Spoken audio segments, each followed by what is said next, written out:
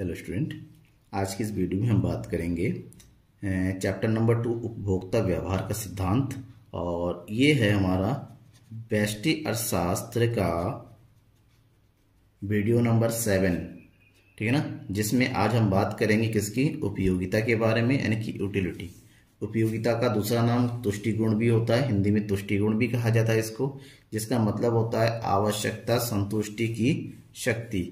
तो क्या होता है उपयोगिता, इसकी विशेषताएं क्या क्या हैं, इसके कौन कौन सी अवधारणाएं हैं, पूरी वीडियो को लास्ट तक देखेंगे तो आपको ये कॉन्सेप्ट क्लियर हो जाएगा। मैं हूं नकुल सर और आप देख रहे हैं आप का पसंदीदा number 1 Hindi channel the economics Guru and हाली, ठीक है ना। तो चलिए सबसे पहले उपयोगिता के अर्थ की बात करें। जैसे कि आपको पता ही चल गया, उपयोगिता का मतलब होता है आवश्यकता संतुष्टि की शक्ति। तो हम यूं कहें, जैसे ये रेड पेन है, ये रेड पेन अगर मैं स्टूडेंट्स को दे दूं और कहूं इससे लिखो, तो आप इस पेन से नहीं लिख सकते, क्योंकि ये आपके लिए यूजफुल नहीं है। वहीं पर आपके लिए यूजफुल क्या है, ब्लू पेन है। अगर आपके हाथ में ब्लू पेन दे दिया तो आपके लिए यूजफुल है। तो कोई भी पेन, कोई भी वस्तु अगर आपकी आवश्यकता की संतुष्टि करता है, यानी कि आपके नीड्स को पूरा कर देता है, तो हम कहेंगे उस वस्तु में उपयोगिता है। तो ऐसे में इसकी अर्थ की अगर बात करें तो ये हो सकता है किसी वस्तु या सेवा में निहित व शक्ति या क्षमता जिससे किसी उपभोक्ता की आवश्यकता की संतुष्टि होती है, उसे उपयोगिता कहते हैं। अगर कोई वस्तु है, उस वस्तु का यूज करते हुए आपकी आवश्यकता पूरी होती है, आपकी नीड्स कंप्लीट हो जाती है, तो वो नीड्स को कंप्लीट करने की जो शक्ति होती है वस्तु में, उसे हम क्या कहते हैं, उपयोगिता कहते हैं। प्रत्येक वस्तु चाहे कोई भी हो, उसमें एक ऐसी विशेषता जरूर होती है जिसके कारण उपभोक्ता उसकी मांग करता है। प्रत्येक उपभोक्ता की मांग अलग अलग होती है, प्रत्येक उपभोक्ता की जरूरत जो है अलग अलग होती है, वो एक जैसी नहीं होती है।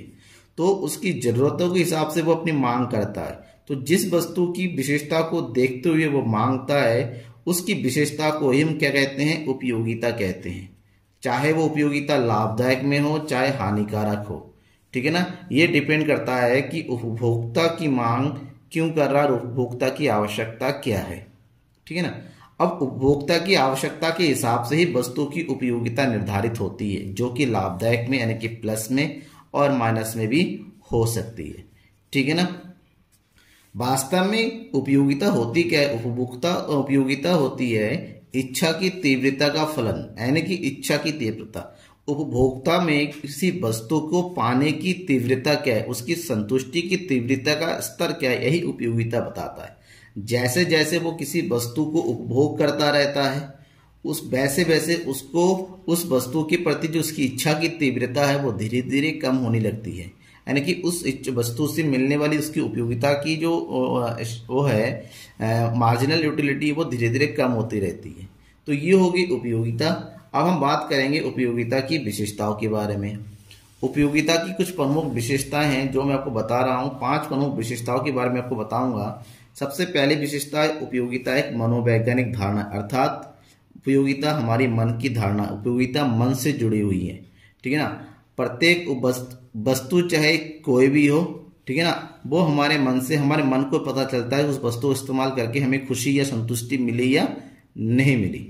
उपयोगिता व्यक्ति परक होती है। व्यक्ति परक का मतलब एक ही वस्तु होती है और बस एक ही वस्तु की उपयोगिता अलग अलग व्यक्तियों के लिए अलग अलग होती है, ठीक है ना। जैसे फॉर एग्जांपल ये रेड पेन है, इस रेड पेन का यूज टीचर के लिए है, स्टूडेंट्स के लिए नहीं है। यानी कि रेड पेन तो वही है ना, वस्तु तो नहीं बदली, लेकिन उसकी उपयोगिता टीचर और स्टूडेंट के हिसाब से बदल गई है। उपयोगिता समय स्थान के साथ परिवर्तित होती रहती है। हाँ, ये सबसे इंपॉर्टेंट चीज है कि उपयोगिता प्रत्येक वस्तु समय और स्थान के साथ बदलती चली जाएगी।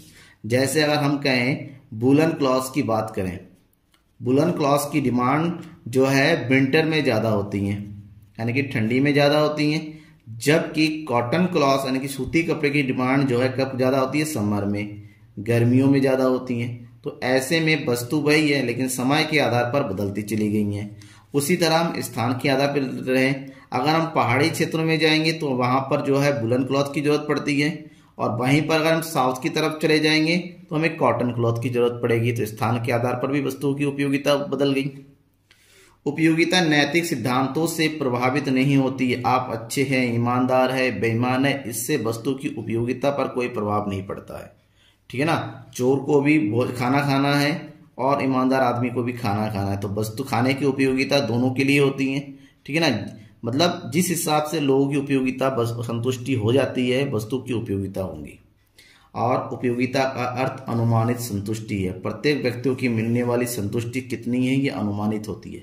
हम एग्जैक्ट नहीं लगा सकते कि उसको संतुष्टि कितनी मिले। वो कह सकता है अरे मुझे खूब मजा आया, तो वो हम कहेंगे उसकी उपयोगिता है। अरे मजा नहीं आया, इसका मतलब उसकी उपयोगिता उसकी क्या होगी, कम हो गई। तो ये किस पर डिपेंड करता है, उसके मन पर डिपेंड करता है, ठीक है ना। अब हम बात करेंगे उपयोगिता की धारणाएं की। प्रोफेसर मार्शल ने सबसे पहले एक गणनावाचक, जिसको कार्डिनल होता है, गणनावाचक सिद्धांत, क्योंकि हमें पहले ही बता चुका हूं उपभोक्ता उपयोगिता को मापा नहीं जा सकता, लेकिन इन्होंने एक ऐसी अवधारणा प्रस्तुत की जिसके आधार पर उपयोगिता को माप सकते हैं।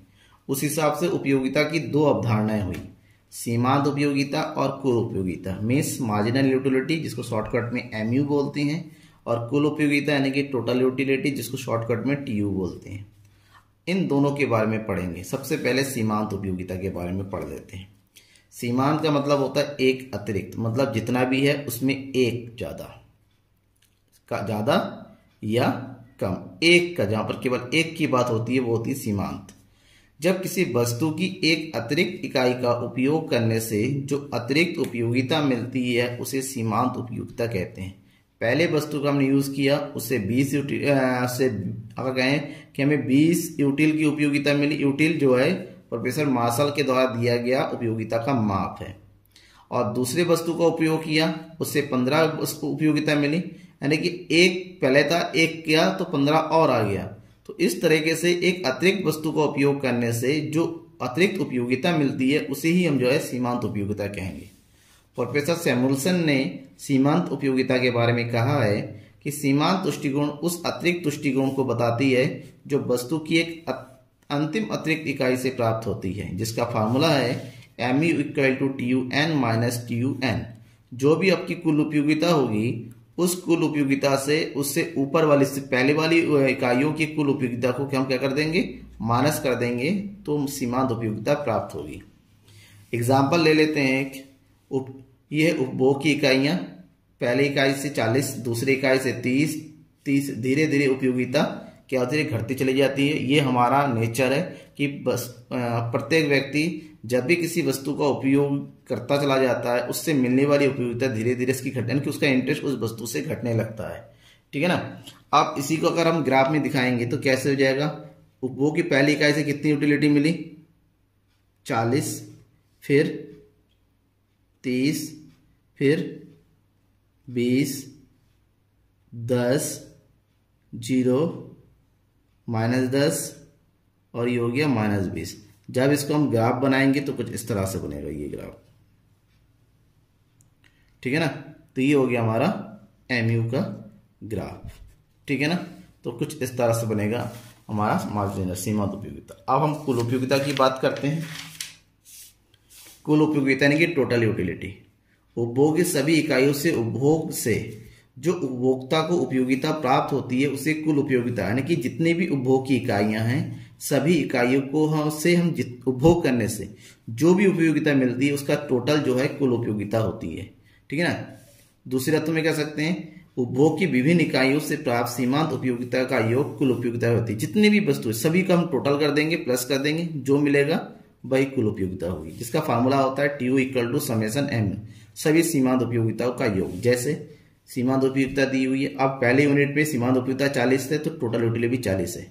दूसरी यानी कि दोनों को हम ऐड कर देंगे तो 40 + 30 70, तीसरे में सबको ऐड कर देंगे यानी कि 90, चौथे में सबको ऐड कर देंगे यानी कि 100, पांचवें में सबको ऐड करेंगे 100, फिर सबको ऐड करते हुए चलेंगे हमारा 90, फिर ये हो गया माइनस यानी कि 70, ठीक है ना। इसी को हम ग्राफ में शो करेंगे।